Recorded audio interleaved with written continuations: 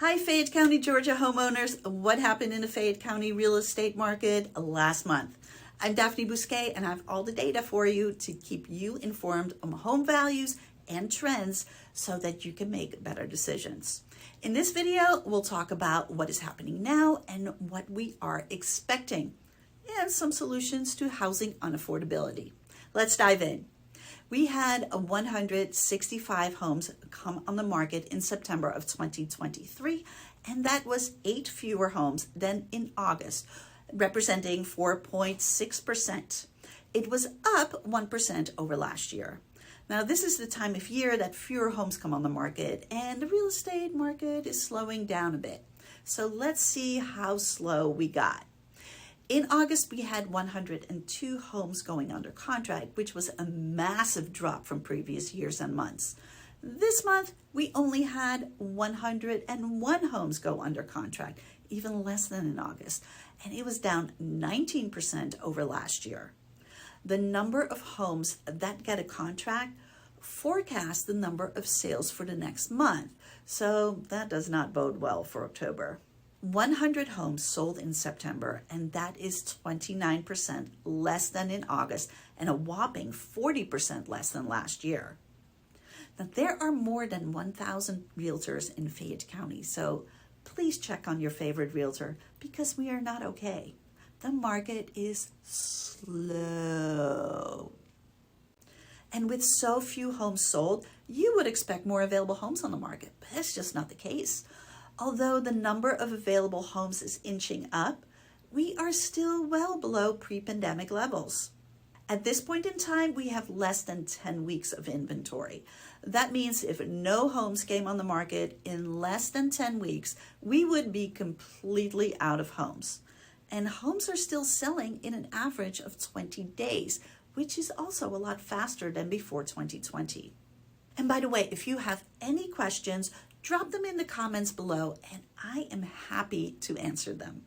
What is happening with home prices? The average sales price in September was $546,859, which is down 2.6% from August and up 3.3% over September of last year. So sales prices are holding their own, even if they're down month over month. And again, this is the time of year that prices seasonally adjust from the spring and summer markets. So this is not out of the ordinary at all. The key is to have just a slight seasonal adjustment and then steady, slower increases. The median sales price fared a bit worse at $473,700, which is 10.7% down from August and even 1.3% down from last year. But here's why this is not worrying me. So this is the latest 2023 year-end forecast from 6 different organizations. And as you can see, all but one project nationally prices will net positive this year. And that's significant because it shows the majority are optimistic about home price growth. And if you're worried about the one red bar that shows an overall price drop for the year, think about this. The projection from the National Association of Realtors is only for a slight decline. It's not the big crash that all the headlines called for. Plus, if you average all 6 forecasts together, the expectation is that prices will net somewhere around 3.3% positive growth for the year. Now, and if these 6 organizations aren't enough to convince you that prices won't come tumbling down, here's something else to consider. One of the 6 forecasts represented in the graph is the Home Price Expectation Survey, the HPES from Pulsenomics. It combines survey results from over 100 economists, investment strategists, and housing market analysts.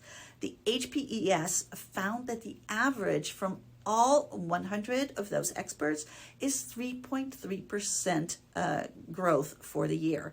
And if you look at the back at the graph, you'll see the blue average for the forecast in this graph is also 3.3%.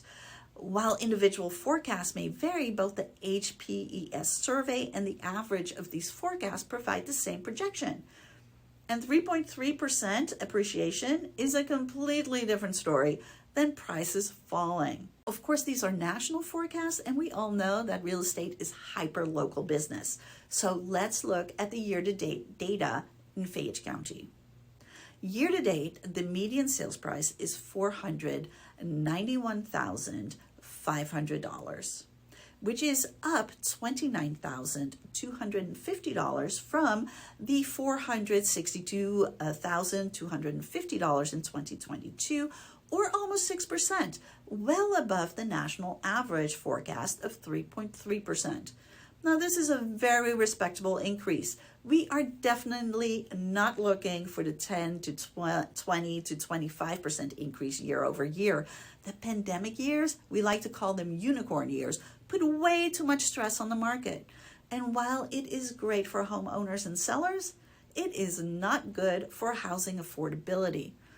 Combine that with the higher interest rates, and it is close to impossible for young families to buy their first house. Side effect of the housing unaffordability is the increased demand for multi-generational living.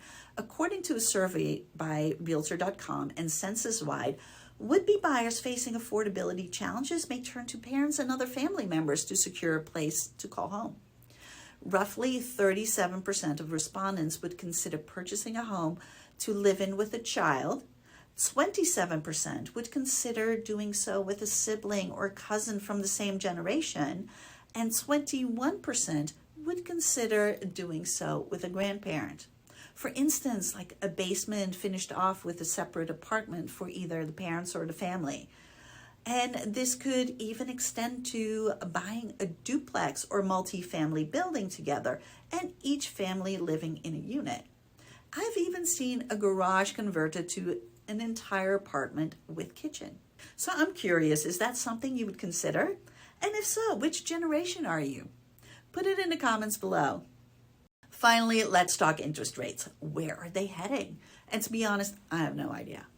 At this point, leading economists are just speculating, and I don't think that even Jerome Powell knows exactly where interest rates are going. They could go into 8% for all I know. They could stay the same for a while, or they can even drop a little. But I do not expect them to go down to 2 to 3% again. Now, no doubt they will drop again, but when? Next year? 2 years from now? Who knows? What I do know is that when interest rates drop, all the buyers who have been on the sidelines are suddenly back looking for homes.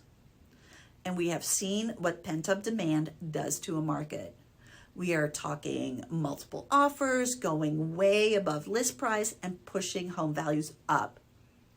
If you need a house but are waiting for the interest rates to drop, I think you're better off buying now.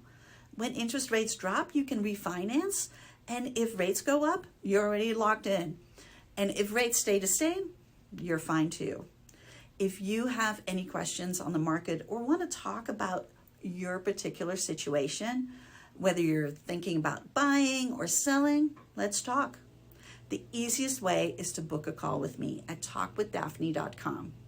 I look forward to talking to you.